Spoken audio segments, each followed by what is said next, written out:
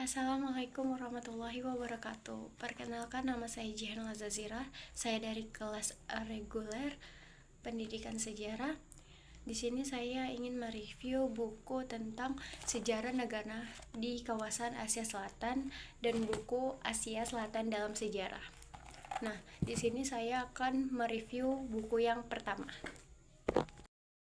Nah, di sini kita akan membahas tentang Asia Selatan. Kalian tahu nggak sih, Asia Selatan itu apa?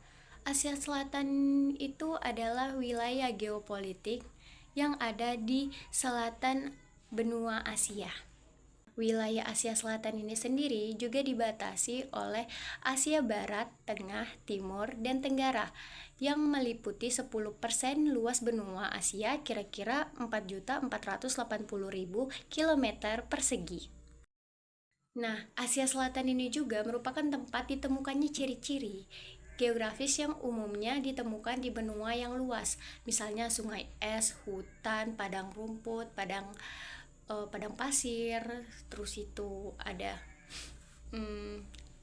lembah juga. Di situ wilayah ini hanya mirip luas Amerika Serikat. Setelah ini ada perkembangan kebudayaan Lembah Indus. Di daerah Lembah Hindustan ini, tepatnya kini berada di sekitar Pakistan. Pada waktu itu bagian India kuno, daerah ini sebagai tempat peradaban pertama di kawasan Jazirah atau kawasan di Asia Selatan. Nah, adapun orang-orang penghuni India berasal dari Afrika sekitar 40.000 tahun sebelum Masehi. India awalnya berasal dari pemburu dan pengumpul seperti orang-orang lain di seluruh dunia pada masa itu. Sekitar tahun 4000 sebelum Masehi, orang-orang ini mulai bertani, dan pada 2500 tahun sebelum Masehi, mereka ini bermukim di lembah Sungai Indus. Di sana mereka mulai tinggal di kota-kota dan menggunakan air irigasi untuk mengairi ladang mereka. Ini berlangsung lebih telat daripada Asia Barat, kemungkinan karena India tidak seramai Asia Barat pada masa itu. Mengenai adanya pendapat bahwa mereka mulai bertani dan kemudian membangun kota-kota yang tren pemanasannya berangsur yang menjadikan lebih sulit untuk memperoleh air dan lebih sulit untuk menemukan tanaman liar untuk dimakan setiap tahunnya. Jadi, tiap tahun semakin banyak orang-orang yang pindah ke lembah Sungai Indus, di mana masih ada cukup banyak air. Ketika mulai banyak orang yang mulai membangun kota-kota, namun peradaban Harappah ini disebut juga peradaban lembah Sungai Indus. Nah, di sini juga ada perkembangan keagamaan di dalam agama Hindu. Menurut istilah agama Hindu, kemudian sering digunakan dalam beberapa teks berbahasa Sanskerta seperti Raja Tarangini dan Kashimaratau Hinduka kira-kira 1450, dan beberapa teks mazhab Gaudiya Vaishnava dari abad ke-16 hingga ke-18 yang berbahasa Bengali seperti Chaitanya Charitamrita dan Chaitanya Bhagavata. Istilah ini digunakan untuk membedakan Hindu dengan Yawana atau Mecha sejak abad ke-18 dan seterusnya. Istilah Hindu ini digunakan oleh para kolonis dan pedagang dari Eropa untuk menyebut para penganut agama tradisional India secara umum. Istilah Hinduisme ini diserap ke dalam bahasa Inggris pada abad ke-19 untuk menyebut tradisi keagamaan, filsafat, dan kebudayaan asli India. Nah, maka dari itu, awalnya istilah Hindu ini merupakan istilah geografis dan tidak mengacu pada suatu agama. Lebih lanjutnya, untuk kata Hindu diserap oleh bahasa-bahasa Eropa dan istilah Arab al-Hind dan mengacu kepada negeri bagi bangsa yang mendiami daerah sekitar Sungai Sindu.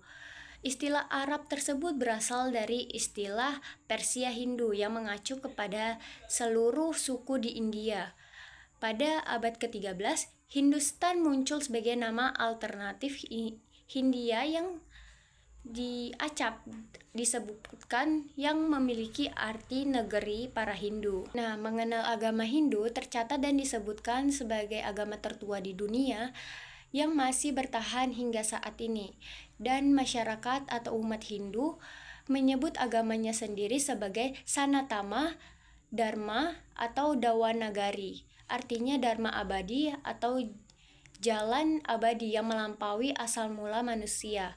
Agama ini menyediakan kewajiban kekal atau abadi untuk diikuti oleh seluruh umatnya tanpa memandang strata, kasta, atau sekte, misalkan seperti kejujuran, kesucian, dan pengendalian diri. Dari India Utara, sintesis Hindu ini tersebar ke selatan hingga sebagian Asia Tenggara. Hal ini didukung oleh sanskritisasi sejak abad ke-19 di bawah dominasi kolonialisme barat serta ideologi saat istilah Hinduisme mulai dipakai secara luas. Menurut Sarvepalli Radhakrishnan, Hinduisme tidak sekadar keyakinan. Ia adalah gabungan antara penalaran dan institusi yang dapat didefinisikan namun hanya bisa dirasakan. Bagi orang Hindu, Hinduisme adalah jalan hidup tradisional, di mana banyak penganut yang menyebut Hinduisme ini sebagai Sanatama Dharma, yang artinya Dharma yang kekal atau abadi, atau jalan yang abadi atau kekal. Istilah ini mengaku kepada kewajiban kekal atau abadi yang harus dijalankan oleh seluruh umat Hindu tanpa memandang derajat, kasta, sekte, atau aliran, misalkan seperti kejujuran, tidak menyakiti makhluk hidup, menjaga kesucian, berniat baik, maaf, dan bersabar, serta mengendalikan nafsu, mengendalikan diri sendiri, murah hati, dan bertafakur. Ini berbeda dengan swadharma, artinya dharma seseorang, yaitu kewajiban yang harus dijalankan sesuai aliran yang diikuti dan tingkatan kehidupan.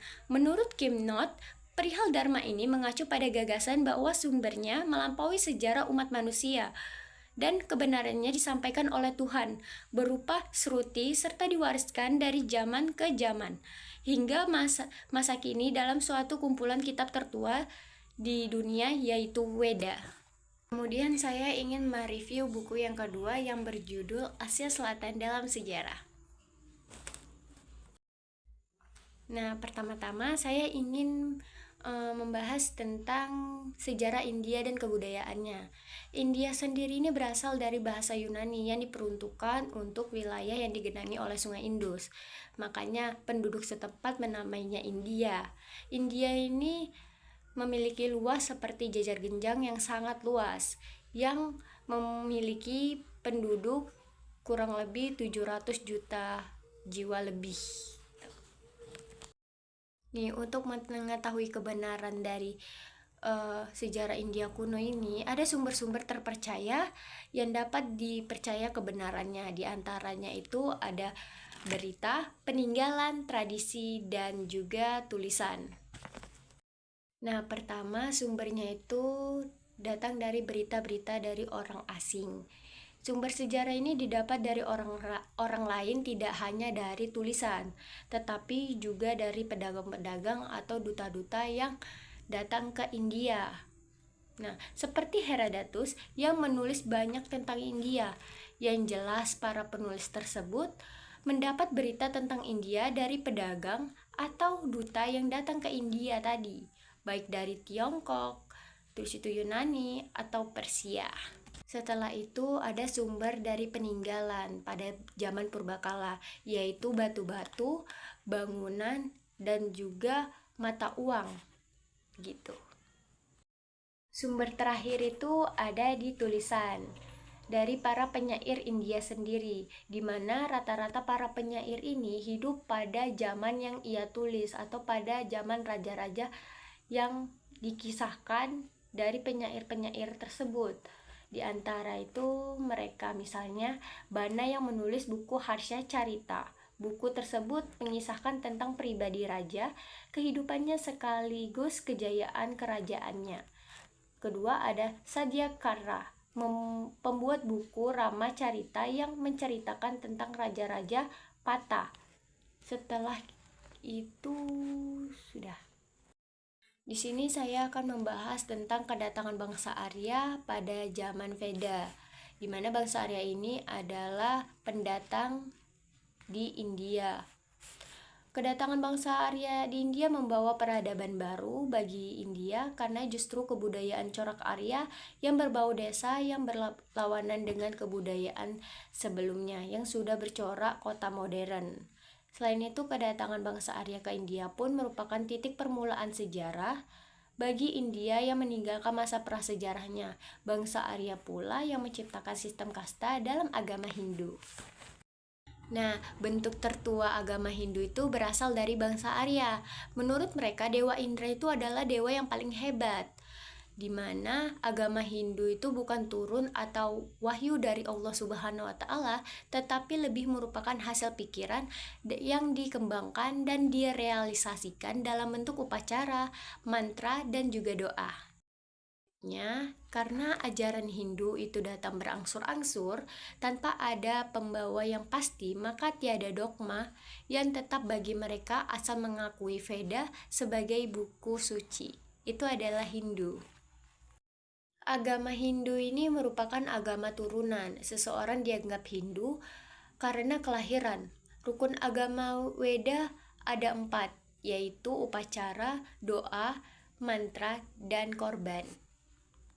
Masa perkembangan Hindu ini di India ditandai dengan lahirnya hasil kesusastraan dan menjadi sumber tradisi di India, yaitu buku Mahabharata dan Ramayana. Kedua sumber ini merupakan kunci jawaban bagi orang yang berminat untuk mempelajari adat kebiasaan di India. Pokok cerita keduanya mengisahkan tentang peperangan, kejantanan, kepahlawanan para kaum ksatria, peperangan antara Pandawa dan Kurawa, sedangkan Ramayana ditambah dengan gambaran tentang kesetiaan seorang istri yang dilindungi oleh para dewa.